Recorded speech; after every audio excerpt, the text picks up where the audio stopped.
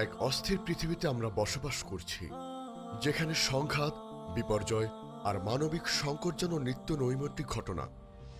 প্রতিদিন আন্তর্জাতিক গণমাধ্যমে চোখ রাখলে দেখা যায় যুদ্ধের দামামা বাজছে, নৈতিকতার চরম অবক্ষয় ঘটেছে, আর মানুষ এক অনিশ্চিত ভবিষ্যতের মুখোমুখি। এমন পরিস্থিতিতে মুসলিম উম্মার হৃদয়ে এক বিশেষ প্রতীক্ষা কাজ করে, এক ত্রাণকর্তার আগমন, যিনি পৃথিবীকে ন্যায় আর সুবিচারে ভরিয়ে দেবেন। তিনি হলেন ইমাম মাহদী আলাইহিসসালাম। কিন্তু একটি অত্যন্ত গুরুত্বপূর্ণ প্রশ্ন হল, ইমাম মাহদীর আগমন কি কেউ থামাতে পারবে, অথবা কোনো শক্তি কি তার আবির্ভাবকে প্রতিরোধ করতে সক্ষম? এই প্রশ্নটি কেবল কৌতূহল নয়, বরং এটি শেষ জামানার ঘটনা প্রবাহ সম্পর্কে সঠিক ইসলামে বিশ্বাস এবং সমাজে প্রচলিত বিভিন্ন ভ্রান্ত ধারণার মধ্যে পার্থক্য বুঝতে অত্যন্ত জরুরি। আজকের এই আলোচনা আপনাকে ইমাম মাহদী আগমন সম্পর্কে সঠিক ধারণা দেবে, যা আপনাকে অপ্রয়োজনীয় বিভ্রান্তি থেকে রক্ষা করবে এবং আপনার ঈমানকে আরো মজবুত করবে। আসসালাতু ওয়াসসালামু আলা রাসূলিল্লাহ ওয়া আলা আলিহি ওয়া আসহাবিহি ওয়া মান তাবিআহুম বিইহসানিন ইল্লা ইয়াউমিদ্দিন। আপনারা দেখছেন উম্মাহ কণ্ঠ, যেখানে আমরা ইসলামের সমৃদ্ধ ইতিহাস ও জীবনের গভীর শিক্ষাকে আপনার হৃদয়ে পৌঁছে দেওয়ার চেষ্টা করি, যেন প্রতিটি আত্মা শান্তি খুঁজে পায়। আপনার ঈমানের জীবনকে আরো মজবুত ও সমৃদ্ধ করতে আমাদের ব্লগ থেকে পড়ুন অনুপ্রেরণামূলক প্রবন্ধ, শুনুন হৃদয় ছোঁয়া অডিও এবং আপনার জীবনের প্রতিটি প্রশ্নের ইসলামিক সমাধান খুঁজে পেতে আজই ভিজিট করুন আমাদের ওয়েবসাইট www.ummahkontho.com। আজ মুসলিম উম্মার মধ্যে একটি অত্যন্ত গুরুত্বপূর্ণ এবং প্রায়শই ভুল ব্যাখ্যা করার বিষয় নিয়ে কথা বলবো। ইমাম মাহদীর আগমন কি কেউ থামিয়ে দিতে পারবে? শেষ জামানার আলামত এবং ইমাম মাহদীর আগমন সম্পর্কে আমাদের নবী মুহাম্মদ সাল্লাল্লাহু আলাইহি ওয়াসাল্লাম অনেক স্পষ্ট নির্দেশনা দিয়ে গেছেন। এই নির্দেশনাগুলো পর্যালোচনা করলে বোঝা যায় যে ইমাম মাহদীর আগমন একটি সুনির্ধারিত এবং অবিসম্ভাবী ঘটনা, যা আল্লাহ তাআলার পুনর্নির্ধারিত পরিকল্পনার অনুযায়ী সংগঠিত হবে। কোনো মানবীয় শক্তি বা শয়তানি চক্রান্ত দ্বারা তার আগমন আটকানো যাবে না। ইসলামী বিশ্বাস অনুযায়ী ইমাম মাহদীর আগমন কিয়ামতের অন্যতম বড় একটি আলামত। এটি এমন একটি ঘটনা যা আল্লাহ তাআলার ইচ্ছায় এবং তার নির্দেশে ঘটবে। আল্লাহর ইচ্ছা বা তাকদীরকে কোনো সৃষ্টির পক্ষে পরিবর্তন করা বা বাধা দেওয়া সম্ভব নয়। আল্লাহ তাআলা পবিত্র কুরআনে বলেছেন, তিনি যা ইচ্ছে করেন তাই করেন। সূরা বুরুজ আয়াত 16। এবং আল্লাহ তার কাজে বিজয়ী, কিন্তু অধিকাংশ মানুষ তা জানে না। সূরা ইউসুফ আয়াত 21। এই আয়াত প্রমাণ করে যে আল্লাহর কোনো ফয়সালাকে কেউ আটকাতে পারবে না। রাসূল সাল্লাল্লাহু আলাইহি ওয়াসাল্লাম বলেছেন, যদি দুনিয়ার মধ্যে মাত্র একটি দিনও অবশিষ্ট থাকে, তবে আল্লাহ সেই দিনটিকে দীর্ঘায়িত করবেন, যতক্ষণ না আমার পরিবার থেকে একজন ব্যক্তিকে তিনি পাঠাবেন, যার নাম আমার নামের সাথে এবং যার পিতার নাম আমার পিতার নামের সাথে মিলবে।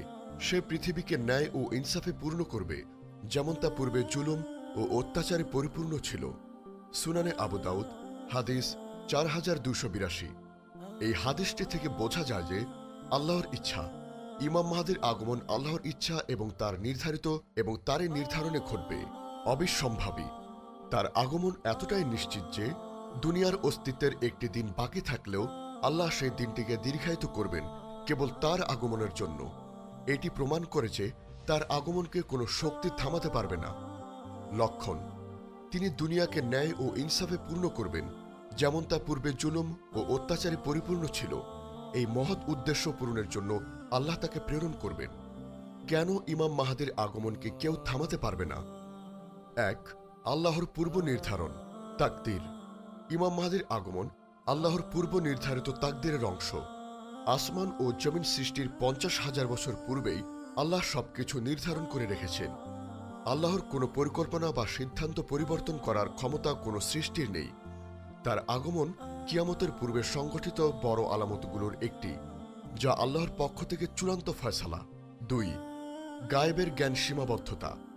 মানুষ, জিন বা শয়তান কেউ গায়েবের জ্ঞান রাখে না যে ইমাম মাহদীর পরিচয় বা আগমনের সময় সম্পর্কে নিশ্চিত হতে পারবে এবং তাকে আটকানোর জন্য আগে থেকে কোনো কৌশল নিতে পারবে।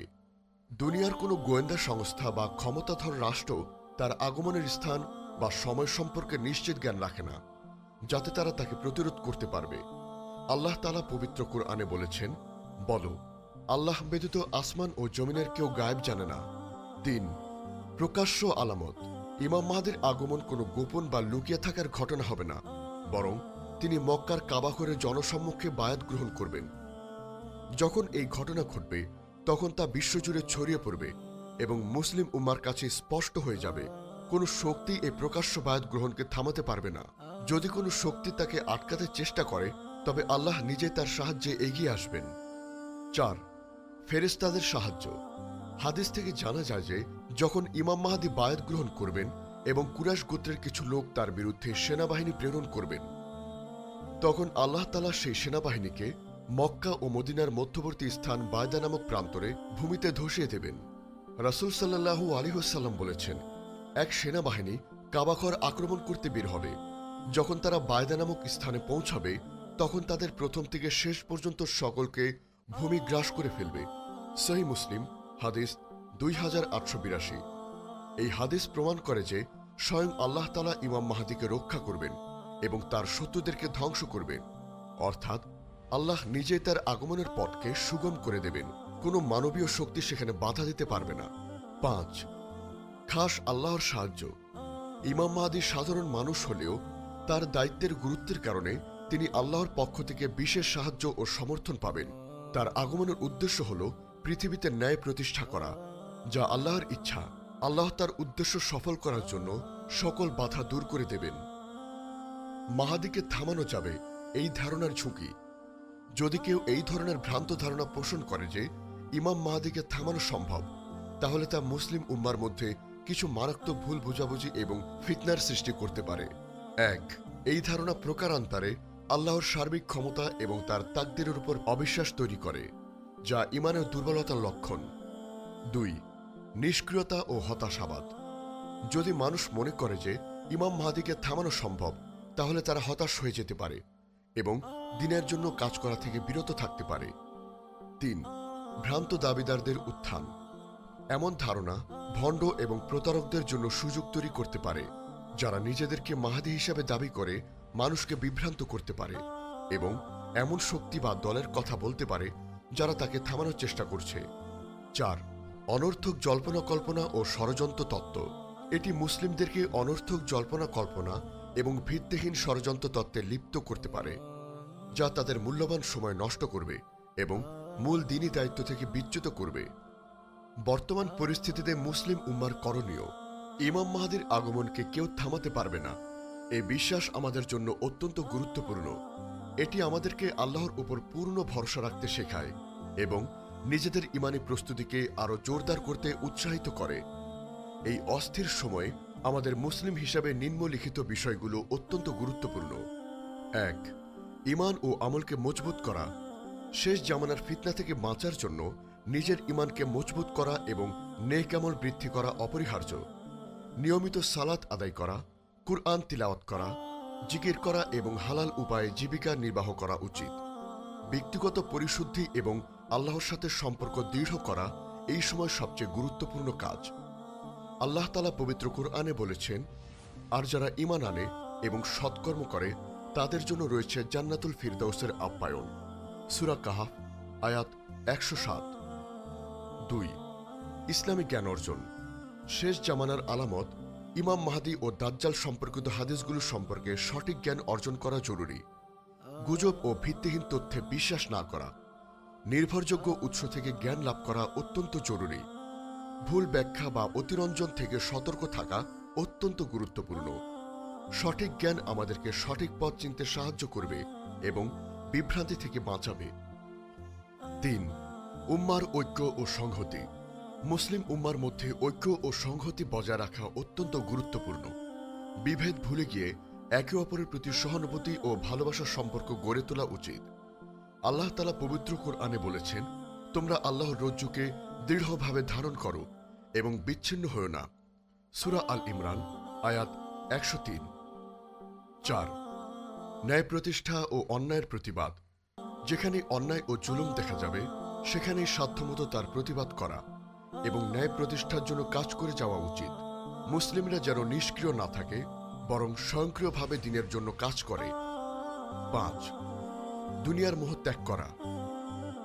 দুনিয়ার ক্ষণস্থায়িত্ব উপলব্ধি করে আখিরাতের জন্য প্রস্তুতি নেওয়া, কারণ এই দুনিয়ার জীবন পরীক্ষার জন্য, আসল জীবন হলো আখিরাতের জীবন।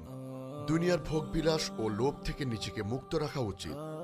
রাসূল সাল্লাল্লাহু আলাইহি ওয়াসাল্লাম বলেছেন, দুনিয়া মুমিনদের জন্য কারাগার আর কাফেরের জন্য জান্নাত।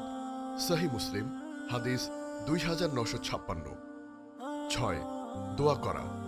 আল্লাহর কাছে সর্বদা দোয়া করা যেন তিনি আমাদেরকে ফিতনা থেকে রক্ষা করেন এবং ইমাম মাহদীর আগমনের পূর্বে সৎ আমল করার তৌফিক দান করেন। প্রতিটি সালাতের পর সকাল সন্ধ্যা এবং বিপদের সময় আল্লাহর কাছে সাহায্য চাওয়া উচিত। ইমাম মাহদীর আগমনকে কেউ থামাতে পারবে না। এটি ইসলামী আকীদার একটি অবিচ্ছেদ্য অংশ। তার আগমন আল্লাহর পরিকল্পনা, যা মানবীয় কোনো শক্তি দ্বারা পরিবর্তন করা সম্ভব নয়। আমাদের দায়িত্ব হল এই বিষয়ে সঠিক জ্ঞান রাখা, নিজেদের ঈমানকে মজবুত রাখা এবং আল্লাহর পথে অবিচল থাকা। আল্লাহ তাআলা আমাদের সবাইকে সঠিক পথ বোঝার এবং তাতে অবিচল থাকার তৌফিক দান করুক। হে আল্লাহ, হে অন্তর পরিবর্তনকারী, আমাদের অন্তরকে আপনার দ্বীনের উপর স্থির রাখুন।